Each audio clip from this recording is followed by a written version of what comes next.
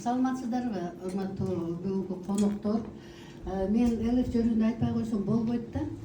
Себеби врачтар пока через себя не пропускают, алар эчтеке деп айта албайт.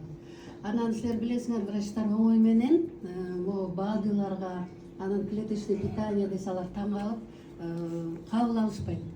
Анан өзүң карайлап эмне кыларын билбей калганда, анан ошо клеточный питание, ошо БАДыларга кайрылат экенсиң да. Мен дагы 2 жыл онкологияда учетто болуп, анан эчтеке жардам бербей, уже метастазы пошли. Мен эмне кыларын билбей калдым. Анан как вышло, биздин коногубуз айткандай, чөптөргө лекарга барып жүрдүк, но результаты были, өзүңөр билесиңер, чөп менен дарыланганда результаттар почти аз эле болуп калат. Анан мен ошо коллегаларыма кошуп айтып койгум келет, БАДы чем отличаются от лекарств? БАДы деген бул чистые лекарственные травы, которые изготавливаются и укладываются, прикладываются в одну капсулу. Даже ошо капсуланын сырты, она из водорослей. Ошон үчүн эмне үчүн биз капсулами ичип атабыз? Это и есть вся продукция натуральная.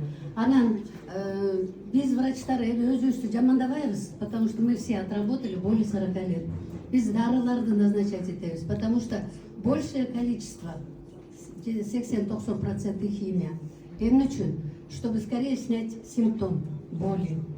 Ошон үчүн вот этим отличаются аптечные препараты. Анан дагы бир биздин коллегаларыбызга кошулуп айткым келет, эмне үчүн называется клеточное питание.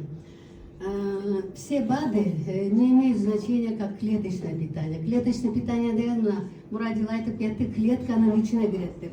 Ар бир клетканын ичине киргенде силер со школы мы знаем, что есть ядро, ядро, которое содержит генетическую информацию. Ошон үчүн клеточное питаниеге силер көңүл бурушуңар керек да. Анан мен ушу ЛФТен результат алгандан кийин менин неберем 4 жашар. Двухсторонний гидронефроз почек. Двухсторонний гидронефроз почек деген 2 почкасына суу толуп калат. Анан урологи сказали, мы ничего не сможем сделать. Даже операция жасай албайбыз депчи. Анан эмне кылабыз деп калдык да, эмне кылабыз? Себеби даже бир айга жетпейт жашаганым. Анан мен ошо ЛФТин результатын айткым келет. Анан андан кийин кичинекей дагы 3 жашар неберем гломерулонефрит. Гломерулонефрит деген это страшное, серьезное заболевание почек, когда кичинекей кызым кан сийип калат.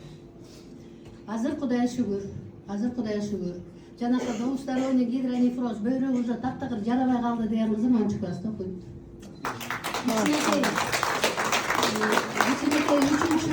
Кичинекей 3 жаштагы неберем 1 классты бүтүп атат.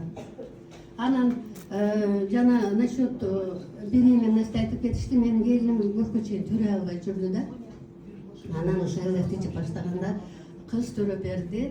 Анан биз күлдүк да, айкел ушу неберебиздин атын ЛФ8 коюп коелу депчи. Анан азыр ал неберем нулевой каякта окуйсуң десе, нулевой А класста окуйм деп Кудайга шүгүр. Ошон үчүн биз врачтар пока через себя не пропускаем, биз айта албайбыз. Ошон үчүн то, что мы врачи собрались, ошо биздин ЛФТчи, это результаты наших своих, а потом своих знакомых. Ошон үчүн ар бирөөңөр өзүңөр анализ жасап туруп, анан кабыл алышыңар керек. Барлыгыңыздар